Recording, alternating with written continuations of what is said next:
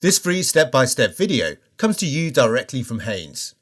You can complete more than 200 jobs on this vehicle when you purchase the complete Haynes online manual at haynes.com. Prise up the centre pin, lever out the plastic expansion rivet, then pull the luggage compartment side trim away to gain access to the rear light. Unscrew the plastic wing nut, then depress the clip and disconnect the wiring plug.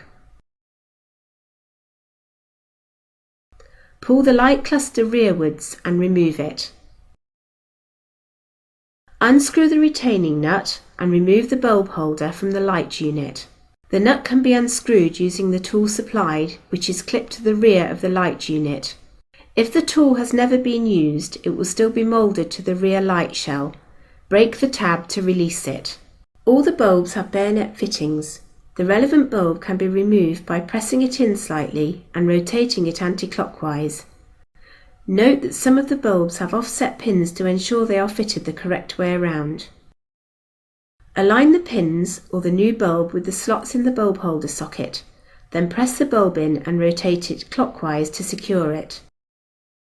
Refit the bulb holder to the light cluster. Ensure it's correctly seated, then tighten the retaining nut securely and stow the tool. Maneuver the light cluster into position on the rear wing. Reconnect the wiring plug, then refit the retaining nut and tighten it securely.